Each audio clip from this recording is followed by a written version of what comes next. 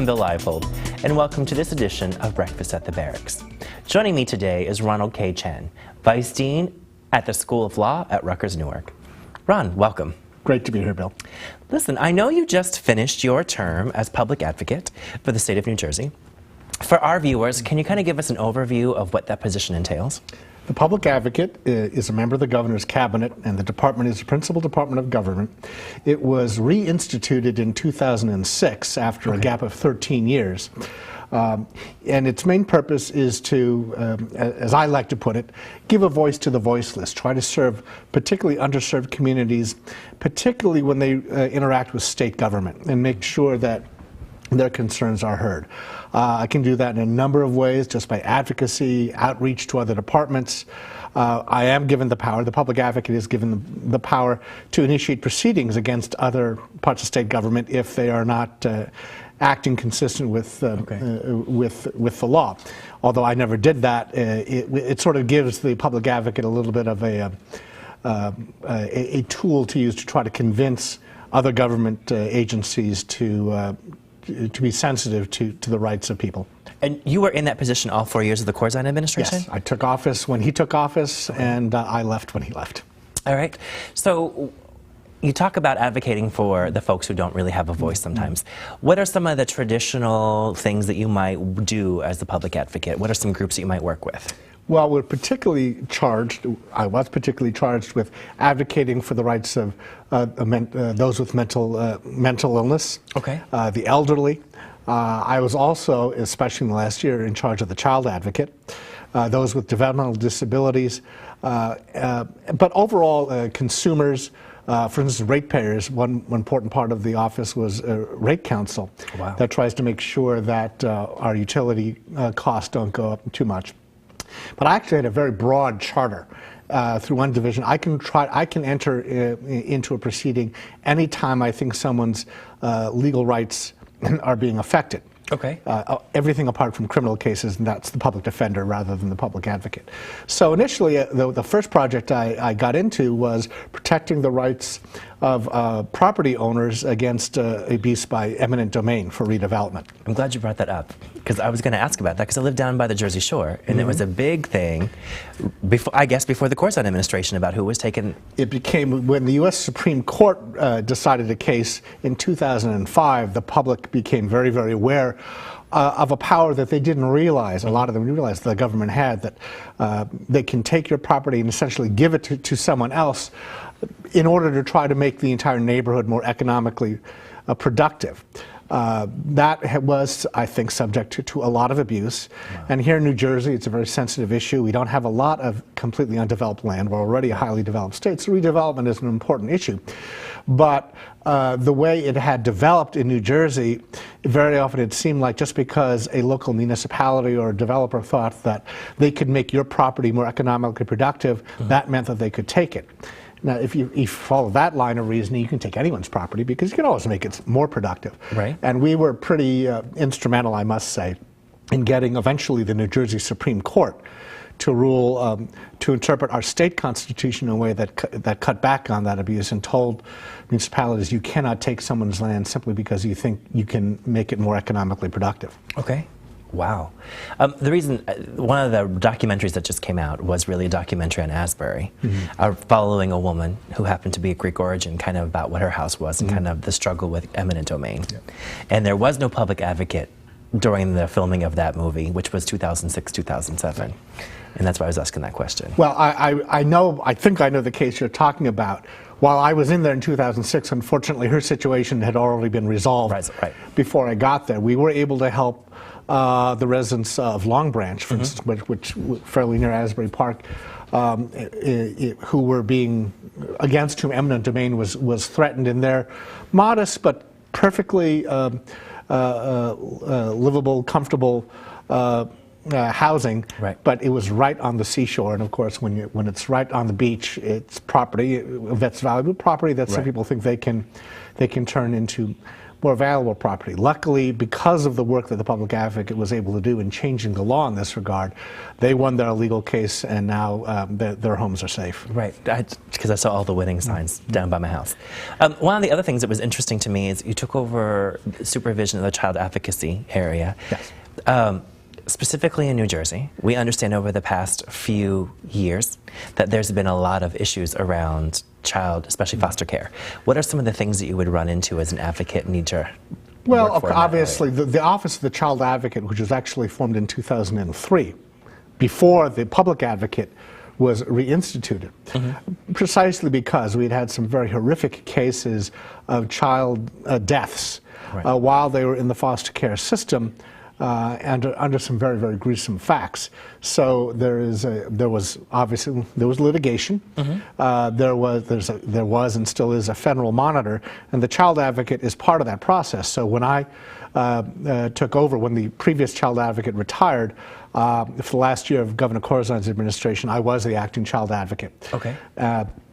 And I would be part of that process and making sure that DIFAS and our foster care system, but also other systems too, the juvenile justice system, making sure that the risk of abuse and neglect in those systems is minimized. And so you would look at individual files and ask, why did this happen? Why did they do this? Why did they do not that? Why did the caseworkers handle it this way? I think we've made a lot of progress, actually, in the last few years. I think the foster care system is much improved, but it still needs to be watched. Okay. I know you left the position to come back to this law school. I'm not sure what the next administration has done. Have you heard anything about what they're potentially looking to do? Yes, the new governor, Governor Christie, has said he wants to eliminate the Department of the Public Advocate and the Office of the Child Advocate. Obviously, I disagree with that, but elections have consequences. To actually eliminate a principal Department of State government, the legislature would have to agree to it, and so it's in their hands. So keep tuned, so to speak, in terms of seeing what's going to happen. I can only imagine that such an experience would have a profound kind of effect on your teaching, of knowing that the law school Newark has specifically a pretty progressive experience in terms of advocacy. How has this experience changed your approach to teaching in the classroom, especially with law students? Well, I like to think, I've never asked him about this, that one reason Governor Corzine asked me to take this position is because he knew about the tradition of the law school in Newark, public service, and being really enmeshed in the social issues of New Jersey of the time, as I think as everyone in part of law school likes to think that we are. I do think this experience, this 4 years, has taught me an enormous amount about how state government works, about what really are the most pressing issues, and how best to serve the underserved, which is part of our service both at the law school and of course the university generally is service to the state. So I think I come back hopefully, well, definitely older, maybe a little bit wiser about how to get things done, what the effective ways of advocacy are in this state, which, even though I'm a lawyer and we are a law school, is not necessarily immediately bringing litigation. There are other types of advocacy which I tried to use in those 4 years, and now that I know who the right people to talk to, I mean, I would try to bring those skills. But particularly identifying, keeping in touch with those communities that are particularly underserved, economically disadvantaged, those who can't afford housing in New Jersey. In the law school, we have many colleagues who deal with with financing public schools. I was going to bring up that the law school has several clinics that are really based on the whole advocacy model and based on the outreaching model, especially to underserved. I am now teaching in the constitutional litigation clinic as well as teaching classroom courses. So I hope to bring my new knowledge to bear as well, particularly with regard, this is just a personal interest that grew up really when I became the public advocate, those who are living in institutions. We institutionalize a lot of people in this state, both developmentally disabled, those with mental health diagnoses. In my personal opinion, we over-institutionalize people, and protecting their rights is something that I would hope to try to continue.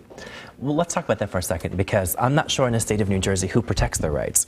So, you know, if they don't have family who can advocate for them, who really does advocate for those folks who are institutionalized? Well, of course, the public advocate was designed to do that. For mental health consumers, there's an entire division of mental health advocacy that actually represents most, if not, well, the vast majority of those who are brought up on civil commitment proceedings. Okay. And therefore involuntarily committed to one of the state or county psychiatric hospitals. That will certainly continue because that's constitutionally required, if not in the public advocate, in some other department of state government. Okay. Advocacy for developmentally disabled, we now have seven developmental centers, which when they were first initiated were deemed to be quite modern, but that was 80, 90 years ago. Oh, okay. And now the thinking is we try to get away from institutionalization and, to the extent possible, have persons with developmental disabilities live in the community. Okay. In smaller group home settings, not institutional setting. That is a topic that I would like, if at all able, to try to continue in my advocacy now that I've returned to the university. Now, my question here is, I'm going to ask a strange question. As, again, a private citizen and not a public official, and as a professor, do you have a lot more freedoms in terms of how you go about advocating than what you did as a public official in some ways? Or is it just different? It's different in this sense. With, as Spider-Man said, with great power comes great responsibility. Yes. When I was public advocate, I had a lot of powers. I could sue fellow members of the cabinet, Right. Which they knew. But that also meant that I had to be very, very circumspect about the way I used it, because I had to develop working relationships with other departments in state government. Much more strategic in terms of how you approached it. So while I probably, I had subpoena power, the power to hold hearings, and do all sorts of things, I had to use a lot more judgment in the use of those powers. Now, of course, no more subpoena power. If I hold a hearing, well, it's only my students who I can make, Right. and that's fine. But I think what I actually learned is that it's not necessarily those formal powers that make you an effective advocate. It is obviously the strength of your argument, Right. And being able to present it in a reasoned way. I like to think we had great results, as I mentioned, with eminent domain. We basically, in 2 years, changed the landscape on redevelopment law in New Jersey. It's not because I sued anyone. The only briefs I filed were as amicus curiae, so it was whatever lawsuits were going on anyway. Okay. But we very quickly, I think, developed a reputation, in the courts at least, of coming with reasoned arguments that they could depend upon, and rather than just pure rhetoric. So I bring that. I think I always knew that, but I think I've now had it brought home to me that that's the effective way of doing things. Obviously, I've just become much more aware now of what the actual problems are in New Jersey, the problem with our institutions and with children. The governor asked me to be chair of his panel on immigrant policy, so all the issues with the immigrant community in New Jersey is something I became very intensely involved with.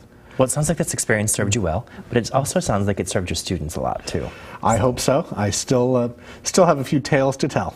Well, it'd be great to have you back to be able to learn those tales. I appreciate that. Our time's up for the day, but I'm so glad that you joined us. We'll be right back after this. So thanks so much.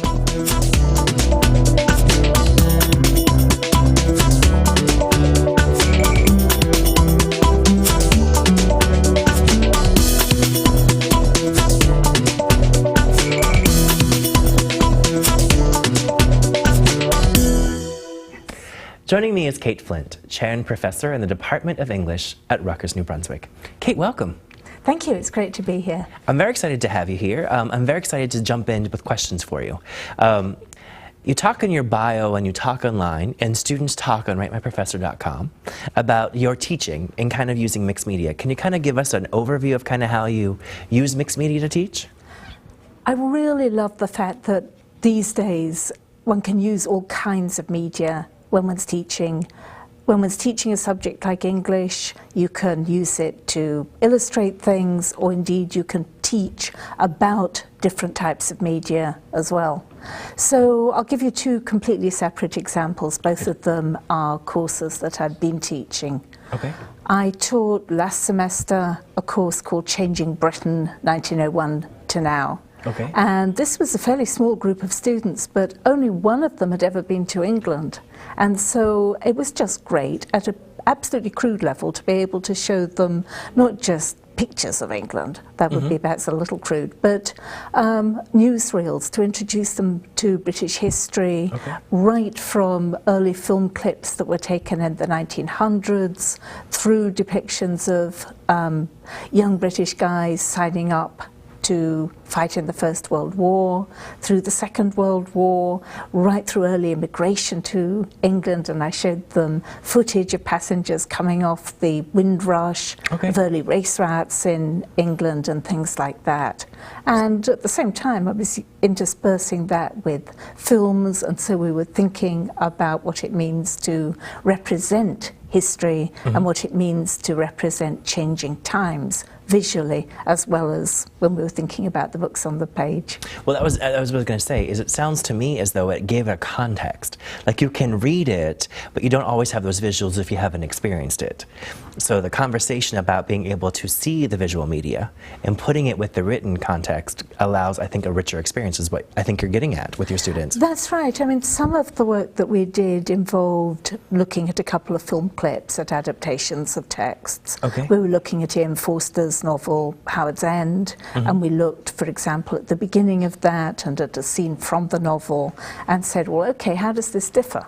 What's changed by Merchant Ivory as the filmmakers, and how can one think about film as a technique of adaptation and as a technique of criticism? Because we're used to thinking about literary criticism being something that is written. And I was saying, well, listen, how is this character interpreted? What kind of choices has both the actor and the director had to make? Obviously, you have to cut down dialogue. Obviously, you have to animate all those great big chunky pieces of description that Ian Forster gives us. What does it mean to cut this, or to tell the audience about some other aspect of English society in 1910 through showing it to them, rather than giving the narrator's perspective on how they should read it. And one of the things, while I'm not in your class, one of the things I always find interesting about adaptations is they miss certain parts, the things that you visualize, the richness, like you talk about, of the description, whether it be a look, whether it be a thought in someone's head, or whether it be the description of the surrounding, which kind of adds to that context, especially in literature, that kind of gives that visual inside your head, and does the movie represent that appropriately? Well, I think that what you're dealing with there is different speeds of consumption, because when you're reading, you can always stop, you can think, you can ask yourself, what does she mean by saying that the character spoke in such and such a way? Whereas when you're watching a film, you're living your interpretation at the same speed that the film is rolling. But that's the great thing about teaching in today's classroom. If you're using video, you can stop it. So you can actually realize and teach your student that there is much more going on in a frame of a movie than she or he ever has time to realize when they're actually watching it. And that's how I link the kind of work I do in that sort of literary culture course with the other kind of course that I teach using visual materials at the moment, which is a course about writing and photography, and getting the students to think about the different sorts of ways in which photography is written about in fiction, in poetry, to be sure, but also the use that it plays in memoir, or the use that it plays in the media much more generally, in something like advertising. And then I get them to think about the different languages in which photography is written about. So what kind of specialist vocabulary do we need to learn about photography? And then, and this is why I say it's a bit like the film still, I'll take the work of a photographer like Cindy Sherman or Jeff Wall, or Gregory Crewdson, and say, okay, let's read this, but let's take a static picture and think about it telling a story. What kind of story is it telling us? Is this a frozen moment in a longer narrative? Right. What kind of version of before and after do we have to tell ourselves in order to make sense of the picture? What are the elements in this picture? The pool of water on the floor, or the door that's just shutting, or the light on in an upstairs window, that would allow us to make up a narrative. Okay. And that's how I start to work with the students, to show that reading a photograph can actually involve their imagination as well, and that one of the aims of the photographer is to get them all excited about what's actually going on, not just in the image, but actually in their own heads. So we're really just encouraging that student to really just dive into it, like remove some of the barriers. What do you see? What does it relate to you? What's the conversation? What are the comparables? I do that, but so it doesn't always turn into the personal. Right. That last word, the comparables, is one that I'll get them to think about, because I'll say, okay, what have we seen before? What does this remind you of? Right. And I also will get them to be very involved with how pictures, how photographs make meaning, by getting them to take photographs themselves. Okay. And I stress that even though they aren't necessarily photography students, I have very few who are taking any photography courses, Right. that this doesn't stop them taking photographs and thinking through what it means to construct photo documentaries, what it means to take a self-portrait. And Right. that will be a project that I'll set up for them. Take a self-portrait. How do you want yourself to be seen by the world?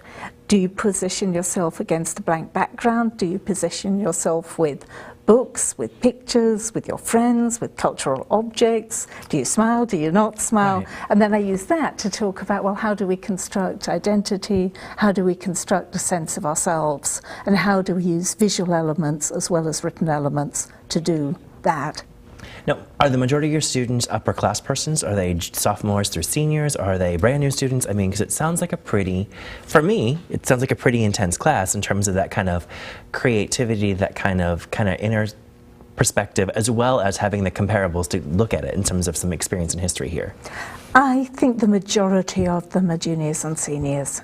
Okay. I think that I'm very happy to have anybody in the classes, so long as they want to contribute and they want to talk. And I think that the amount of talk and discussion that I encourage sometimes surprises students, particularly people who come in as transfer students. Right. And I just try and make sure that, because we're dealing with materials about which there isn't necessarily any big received body of knowledge. Right. It's not like saying, oh my goodness, so many people have written books of criticism about Virginia Woolf. Right. They are working with the topic on which they're entitled to have their own opinions. And one way that I encourage that with the writing and photography class, apart from things like sending them out to review photography exhibitions, Okay. with a checklist of questions, I had them keep, if they so wanted, one of the options for assessment was to keep a blog and to take photographs, to take at least 2 photographs a week, according to the topics that we were discussing in class, which could be anything from social realism to the body, to the idea of beauty, to ideas about movement, and to write about the photographs that they'd taken in conjunction with the readings that we were looking at that week. A nice intersection and a nice kind of synergy going on. And you know, they wrote so well, because so many of them didn't feel inhibited in their writing. They didn't feel that there was some kind of right way to be putting it. Okay. And so they were actually far better writers, and you heard their own voice much more readily than if they felt that they had to be obeying some kind of academic formulae. I got it. Now, I don't drop that kind of writing entirely as well, but it's great to try and find alternative ways of teaching to get students to just loosen up and feel that they do really have something to say and that they're perfectly entitled to say it. Besides students, let's talk a little bit about your research. I know you're working on some new projects right now. Why don't you give us a sense of what you're working on in terms of what you're interested in right now? The book that I'm working on at the moment is about writing and photography. Oh. At least it's about flash photography. Okay. And it's provisionally called Flash, exclamation point, photography, writing, and surprising illumination. All right. And one of the things that's interesting to me about this as a topic is that it enables me to talk about the changing technology of photography and also about the experience of being photographed. Okay. Somebody exposes you to a flash camera, your privacy has just been invaded. Correct. It's startling. It can really shock and interrupt the moment. Mm-hmm. And I'm interested in tracing that right back to the very early experiments of trying to capture time passing through sparks from 1851, Okay. through the invention of the kind of flash powder that we know today, Okay. through the invention of the flash bulb and the growth of paparazzi. Oh, wow. And flash photography then becomes associated not so much with revealing that which is dark and can't otherwise be seen, and therefore stuff that's associated like with Jacob Riis's work with dark, gloomy tenement interiors. Right. Flash photography is that which invades people's privacy in a middle class or a celebrity world rather than just invading the privacy of the poor. Right. But I'm interested not just in the experience, but in the language in which you might write about flash photography, because people knew that it was shocking, but what language do you use? So they hit initially in the 19th century on making a comparison with lightning and the way in which lightning will interrupt darkness. But of course it doesn't really quite work because lightning is sublime. Lightning is something one's not in control of. Right. Lightning is not an intrusive human being. Right. But nonetheless, what language do you use? And so talking about the language in which people write about flash photography is also a project that means thinking about the ways in which new technologies develop their own vocabularies, which are sometimes not easy vocabularies at all. Well, we're running out of time. What I want to do is thanks for stopping by. I'm interested in having you back after your new book's published because it sounds fascinating. And thanks for taking the time to explain kind of how you interact with your students and your different ways of kind of getting to them. I really appreciated it. It's been fun. Thanks so much. No problem. Well, that's all the time we have for this edition of Breakfast at the Barracks. For more information about any of these subjects we've discussed here today, please visit our website at rutgers.tv. For all of us at the Rutgers Division of Continuing Studies, I'm Bill Leipold, and thank you for watching.